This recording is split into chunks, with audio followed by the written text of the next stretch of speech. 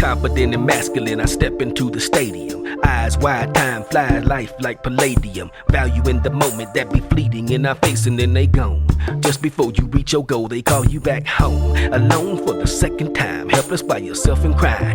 Died 1,000 times. Hey, what's good, LBK? This is Robert Jenkins coming to you live with the FocusLBK show. I say live all the time. We are not live. This is pre-recorded. I don't know why. It's a cliche that's burned into my brain that we coming live. No, we not live. This is recorded. It's pre-recorded. What's up, LBK? We are coming pre-recorded with the latest show, the latest FocusLBK show. This is a brief history of Black History Month 2024. That's right, man. It was jam-packed this month. As I say down below in the article, man, my dogs is hurting. My dogs is barking. Pat and Tom is complaining. Man, we was out and about all over the LBK, just checking out all of the events that was going on this month. Oh my God, I can't even. I feel like I'm still catching my breath. You know what I'm saying? And it trips me out because Black people are only like 6 to 8% of the population in Lubbock, but for us to be so small, we sure know how to put forth a mighty effort. That's what I'm tripping on. We don't really feel tired though. After ripping and running all over the place, taking pictures, taking video, making recordings, doing everything, doing what we do, we don't feel too tired. In fact, we feel refreshed and refilled. All these cultural activities, man, there's a definite power. There's a definite source of power in being amongst your own people and your own culture. And that's not to say that we exclude anybody, because honestly, the whole LBK is all of our people and all of our culture. But in February, it's fitting and appropriate that we focus on the African American part of our culture, our shared heritage. You know what I'm saying? And as we recall, the whole month, it kind of kicked off on the 2nd, really with two things. First, Ricky Sherfield and his team had that mixer for the Black Business Expo.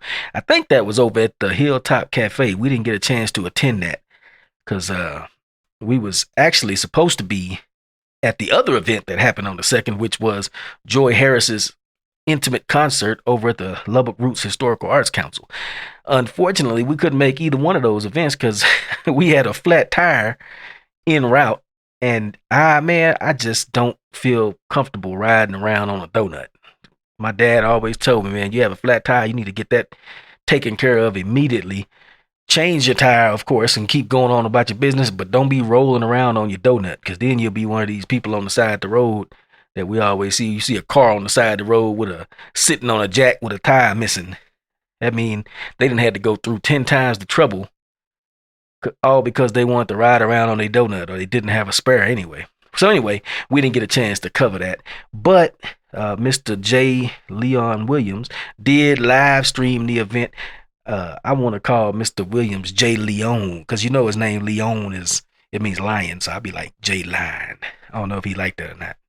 J. Leon, J. Lion. Anyway, if he don't like that, I'm sure he will let me know. But he did live stream that concert with Joy. And then on Saturday, February 3rd, we got hit with a double punch. First, Mr. Ricky Sherfield and his team did the second part of they plan for February, and they did the Black Business Expo. Man, it was everybody and their mama was at that joint. For real. We went over there, I don't know, it was about 3 or 4, or 2 or 3, I think it was.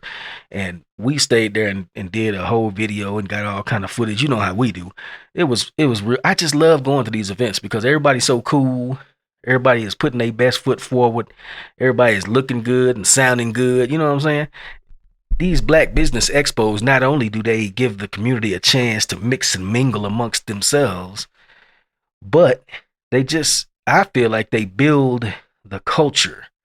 Because every time you have an event like this, or like any other kind of event that we had this February, this Black History Month 2024, every time you have one of these events, it forms an atmosphere I'm trying to put it into words, an atmosphere that's filled with like positivity and love. And I hate to sound like one of these old granola munching cats, because that ain't, anybody know me, that ain't me at all. You know what I'm saying? I'm really not the we shall overcome type. I'm more of the Negro Rifle Club type of brother. But yet nonetheless, that positive vibe that permeates the air at these Black Business Expos, really what it is, I'm saying, it's the crystallization of the community's mood and feeling into culture. That make any sense? I'm trying to wax philosophical over this mug. I hope y'all excuse me while I try to philosophize, but really, that's what it feel like to me. Oh, and before I go any further, I want to say, stay tuned. Listen, check this whole podcast out, because at the end, after I go over this Black History Month stuff, I wanted to say a word or two about some other things that's going on that may not be typically within the cultural experience of many American Black people. It's still positive stuff, though, that I think we need to be aware of. Stuff that I'm down with 100%. But anyway, going back to Black History Month, Mr. Ricky Sherfield and them putting on they smooth events, doing all the stuff they did, man, at the Black Business Expo. Now, that same day, after the Black Business Expo, you had the Treacherous Three, as I am affectionately calling them, Mr. Leon Williams, Mr. Wil Green, and Mr. Shaun Harris. And they got together. Y'all remember the Super Friends back in the days? They say Wonder Twin powers activate. That's these brothers be coming together and formulating something even more powerful than each one of them by themselves, kind of like some Voltron or something. Any of my old cartoon heads out there know anything about that? Anyway, don't let me get sidetracked, because Mr. Green, Mr. Williams, and Mr. Harris initiated us into the mysteries of Swahili culture with their inaugural Kwanzaa celebration. Now, I've known about Kwanzaa since about 1992 when I was in Miss Carter's Black History class, but I don't recall ever celebrating it per se. I knew about the Nguzo Saba, the 7 principles, and all that stuff. I used to know the names of them by heart, but I confess that info didn't slip from my mind with the passage of time. But nonetheless, we got a reminder of just what those principles meant at this inaugural Kwanzaa celebration. And I ain't gonna lie, man, the best part about that thing was the way Miss Rose Wilson, the grand dame of ELBK, kicked it off. Because when you do anything in Kwanzaa, the first thing you gotta do in African tradition is get the blessings of the elders. And as brother Wil Green sought Miss Wilson's blessings, she responded in the positive, but in a way that is beloved and yet stinging. How would you say? It's stingingly beloved in its honesty, in a way that only she can do. She said, "Yeah, baby, y'all can start it off. Yeah, y'all sure need to, because I ain't even, man, you had to." I'm not even gonna finish it up. I can't do her voice right no way.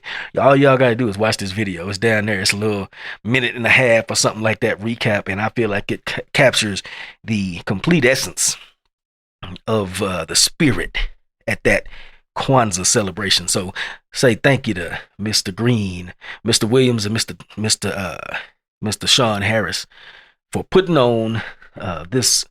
Well, it was a much needed educational and uplifting seminar or event. It was what they call it it was edifying.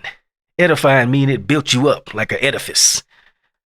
That's exactly what it did, man. It built us up and made us stronger, putting some of that historical context into the holiday season. You know what I'm saying? Yeah, I dug it. Yeah, but like I say, check that Kwanzaa celebration video. It's a recap video. It's like a minute and a half to almost 2 minutes long, but it was dope. Now, moving on toward the middle of the month, there was we had an almost mystical experience that was brought to the LBK by Mrs. Stephanie Johnson and her colleagues at the Edge Theater. And this event, if you missed it, man, I feel bad for you in a way. You know what I'm saying? There was a pretty good house watching it at Lions Chapel Baptist up there on top of the hill but it should have been so much more, so many more people in attendance because whew, it was fairly breathtaking. There was times when I was listening to Martin and Music, which is the historical play, two-man play put on by Mr. Gerald C. Rivers and Mr. Charles Holt. As I listened to him, I sat there, man, just engulfed and enveloped in this sonic tapestry that it just really encapsulated what I think it must have felt like to be during the civil rights movement by Dr. King's side. You know how they used to be marching arm in arm, talking about "We shall over." That right there, man, y'all know I got to sing every episode. I do not know why, because I can't sing. But they was talking about overcoming someday, and there was music in their message, and there was message in the music, and that was the whole point of this Martin and Music concert or play production put on by Mr. Gerald Rivers and Mr. Charles Holt. Click down here on this picture in the article in the write-up for this podcast because, man, we did a whole article on it, and just listen to some of the sights and sounds. Well, I say listen to some of the sights and sounds.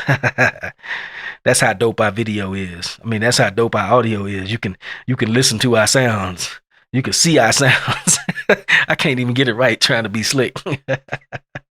But anyway, yeah, click that link right there, right in the middle of the page, down toward the bottom, Martin and Music. Go on and click on that and peep it out if you did not see it.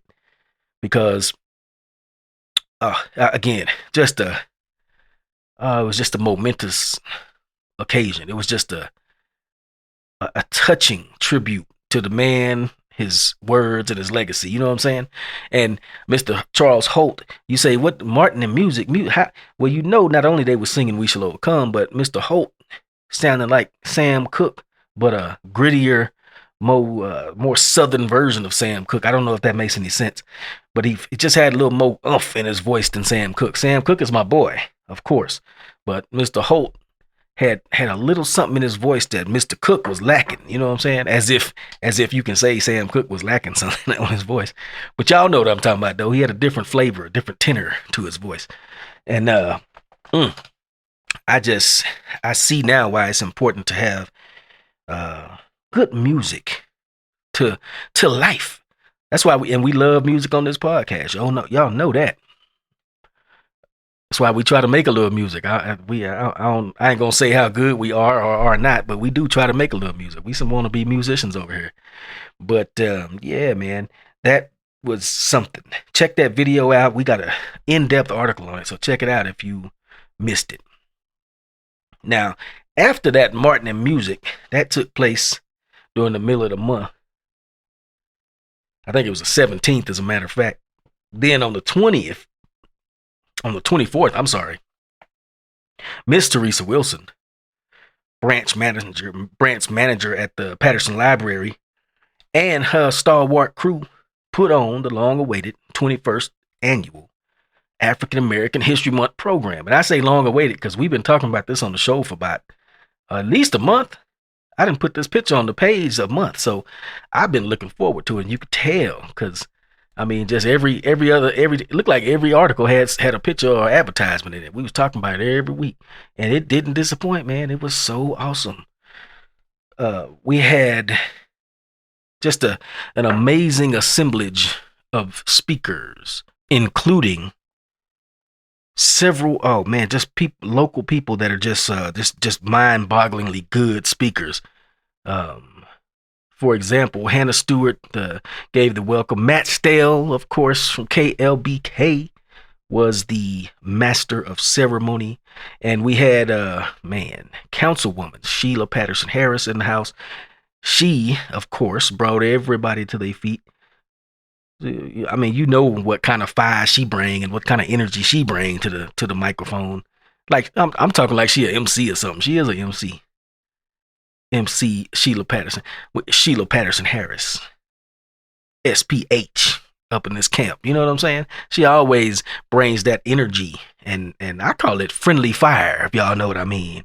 This friendly fire to the microphone. And of course, yours truly had to follow her with my little old poem. You know what I'm saying? I say, man, they always put me on programs after Maya Angelou level talent. You know what I'm saying?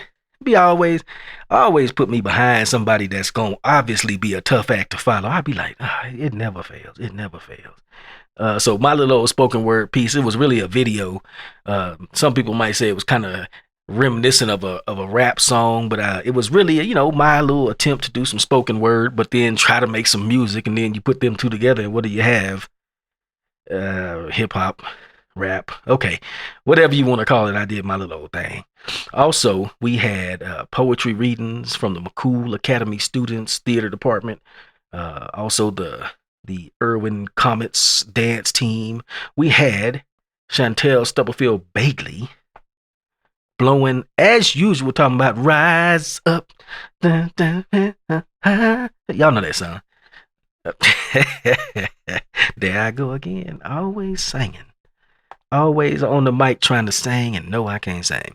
Now, also, we had on that program, we had Brian and Nidra Hodgkins, and they were so there was kind of unique thing. They had guest speakers, but they were in pairs because, again, the whole thing was about generational legacies. So I thought it was unique and different that Teresa Wilson chose to have the speakers there in pairs.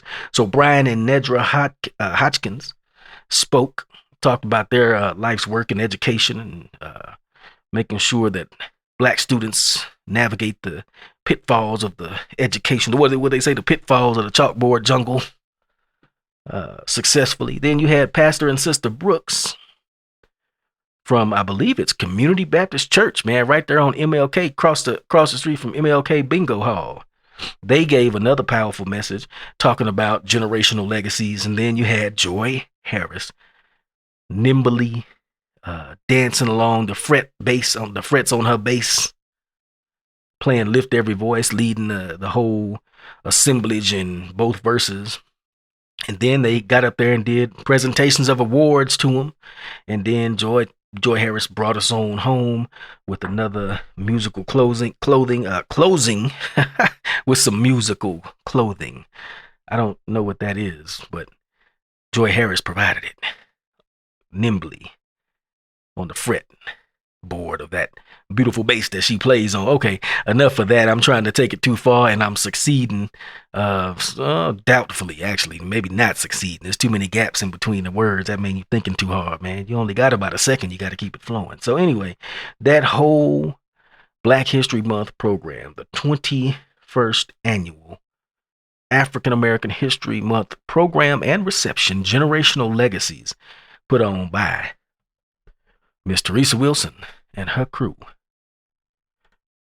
at the Patterson Library. Now, later on, I think it was the next day, I guess it was, that Sunday after, we went over to, appropriately enough, the Roots Historical Arts Council, Cavill Museum, because they had Mr. Osagi Okorua, who is the director of the Innocence Projects. No, he's the director of the Innocent Convicts Project.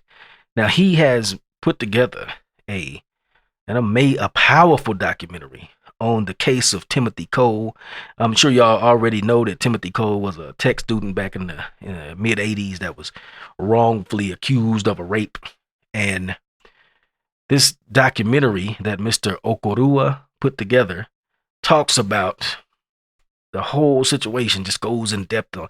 And one of the things I like about this piece is that it was well done because it was fairly done.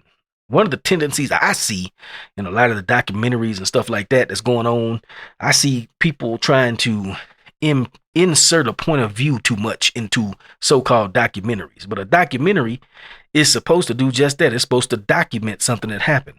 Now, of course, you have a particular view if you're making a film, but you don't want to color. You want to try to fairly present the situation that you document. You know what I'm saying? And I feel that Mr. Osage Okorua, I feel like him and his team really did an exceptional job remaining objective on their documentary. To me, by being so objective and just letting the facts speak for themselves, they actually end up being more persuasive than they would have been if they had tried to somehow color the story a little bit with their own point of view. And if they did, if there is any coloration to the story, so to speak, then I didn't really detect it. I thought it was admirably objective. So he on the 25th of February, him and his team put on a showing of that, or a screening of that documentary, and from all appearances, it was very successful. We spoke to a couple of people there and got some input. We're going to try to put together a document later on, a little article later on, because there's a lot more that we want to say on this whole subject of race and justice, but it just we just don't have time for it right now. This thing right here been going for I don't know, about 20 minutes already. You know what I'm saying? I don't know if y'all probably tired of hearing me ramble on, so I feel like I probably ought to get ready to wrap it up. But before I do, I just want to say that this little brief history of Black History Month 2024 is a history as we saw it, because that's what history is. It's his story. It's literally his story. This is my story of Black History Month 2024. And I apologize because I know there was plenty of things that we missed, but mainly that's because we are a few-man crew. Not Fu Manchu, but a few-man crew. So anything that we missed, we want to say, offer our sincerest apologies and ask for forgiveness, because it's only a couple of 2 or 3 of us. Nonetheless, we hope you had as much fun and fellowship as we did this month, man. It was just awesome.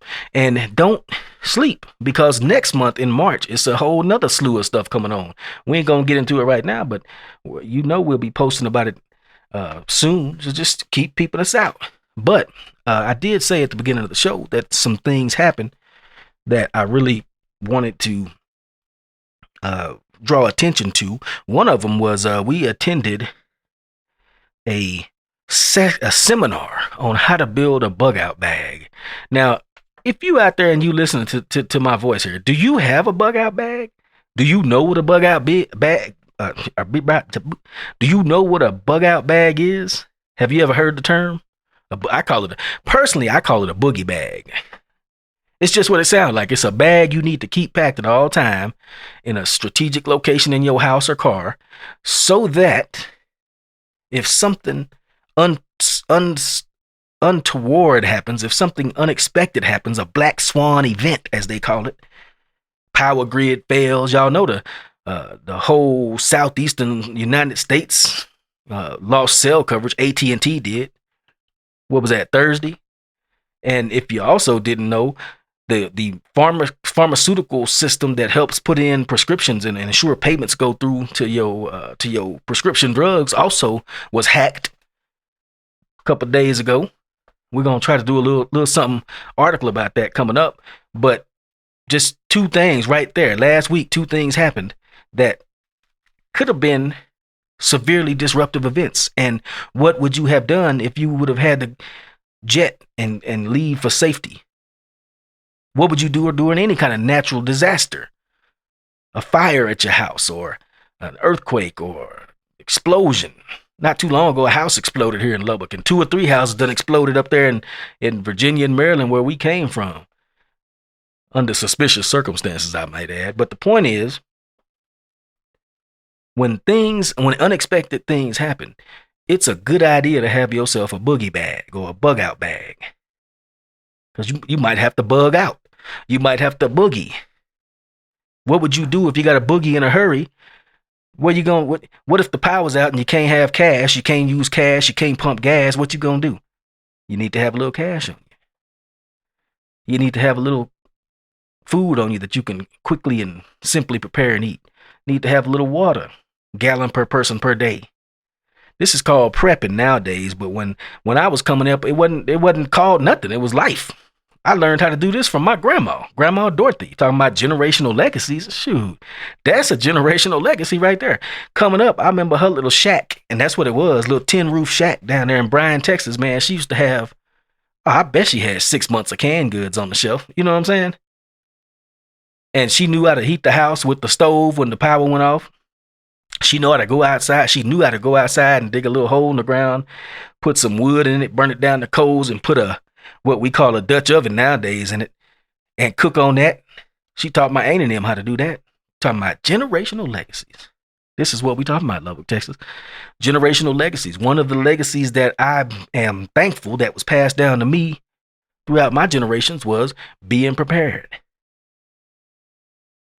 You see, we in a situation where we fighting these bogus wars all over the planet right now for no reason that nobody else can really explain. I hope y'all ain't rah cheerleading all that, because if so, you cheerleading a possible slide down a slippery slope into World War III. That's where we stand right now. Simple as that.